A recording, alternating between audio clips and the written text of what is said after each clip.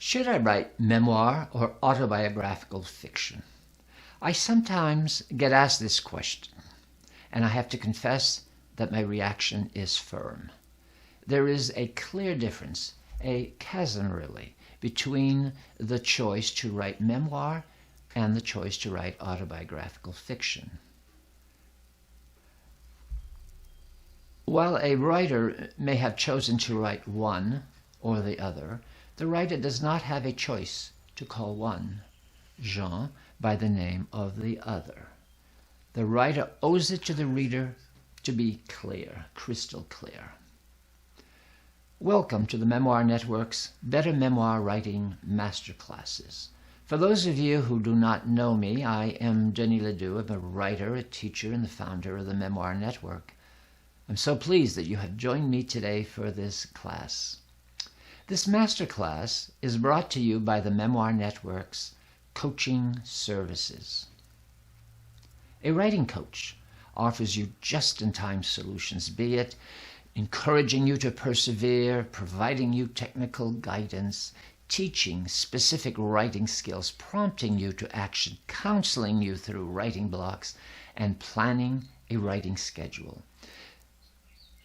Set up a complimentary Get Acquainted session by going to the address listed in the description of this video below. And I also have a bonus for you at the end of this video, so stay until the end. Now let's begin the masterclass. Let's look at autobiographical fiction first. Autobiographical fiction is plot-driven. In autobiographical fiction, life facts may be altered. They may be made bigger or smaller. They may be brought forward or they may be brought backward in time. By altering and enhancing the plot, the writer seeks to entertain the reader. If something in life occurred before another event, but reversing the sequence works better for the plot, then the autobiographical fiction writer can do that alteration. This is a plot-driven genre after all. A fiction, even though it is based on a life. Now let's turn to memoir. Memoir is premised on facts and on their interpretation.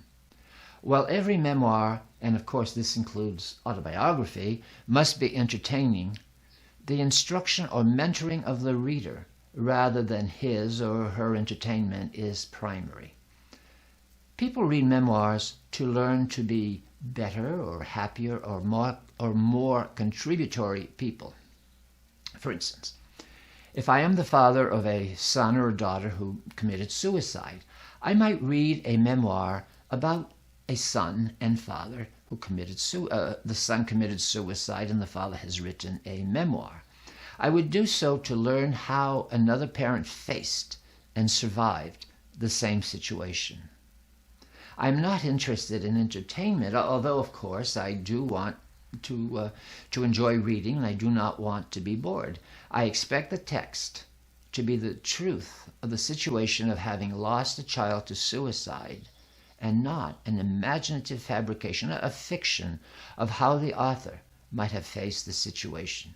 If the author says that events happened and they happened in a certain sequence, I have a right to expect that the events actually occurred and that they occurred in the described sequence. Otherwise, I will simply be misled.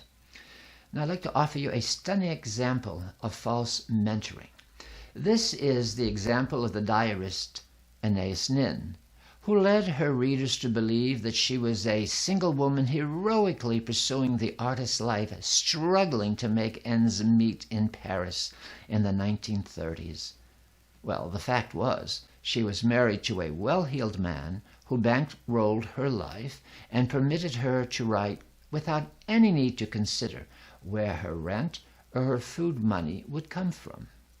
Now, many people believed Nin was supporting herself and living in relative poverty, and these people allowed themselves to be falsely mentored by her fictionalized account, an account of a life that did not exist.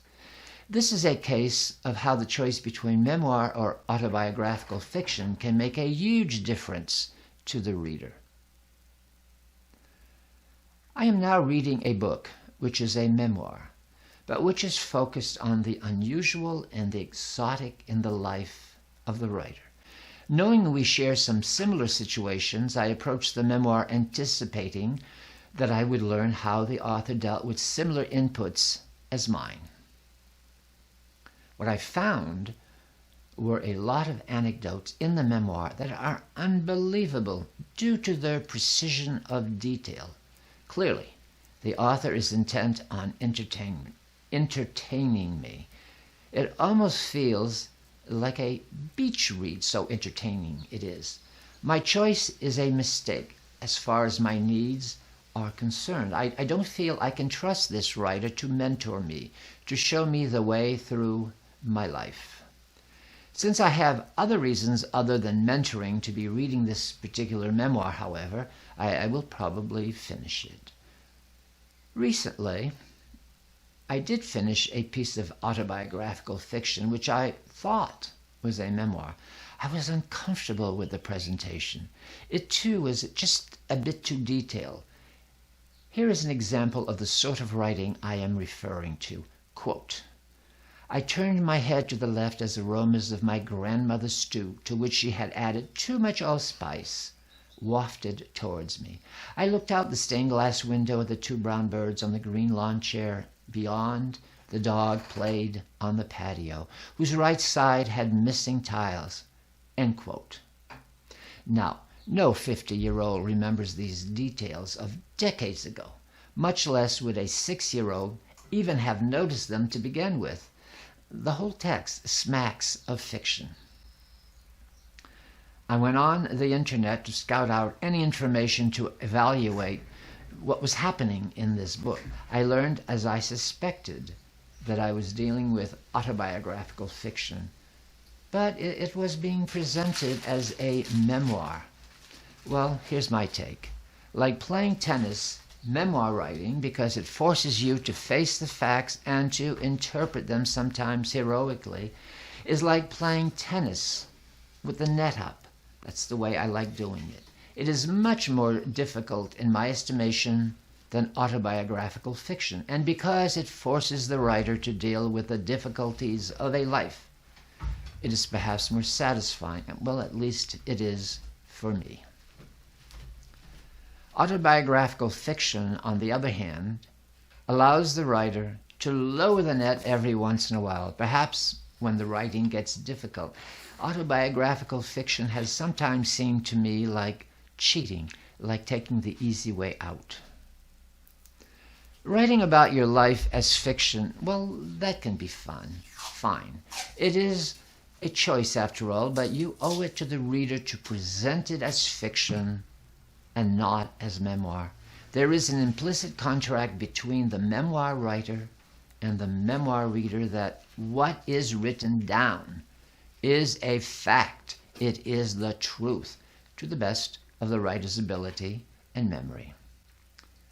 I'd like to leave you with some action steps to improve your writing. Review your recent writing for clear distinctions I have said above between memoir and autobiographical fiction. Have you slipped from one to the other on occasion to make your writing easier? Remember, it is your right to choose either, but you do not have a choice about informing your reader. You must identify your book as memoir or autobiographical fiction. Here's another task. What do you need to change to make your writing clearly memoir? What do you need to tell the reader? And let me ask you, why would you want to make this change? What does it do to make your story more valuable, more important? If you would like to explore receiving help with your writing, or any aspect having to do with autobiography, memoir, setting, dialogue, whatever, we offer a 30-minute complimentary get-to-know-you coaching consultation. Oh, and before you go, here's the bonus I promised you at the beginning of this video, a link to our video on the 10 secrets of making your memoir the best you can make it. It will help you to be more focused in developing a really great memoir. Good luck writing your stories, and remember, Inch by inch, it's a cinch. Yard by yard, it's hard. Bye.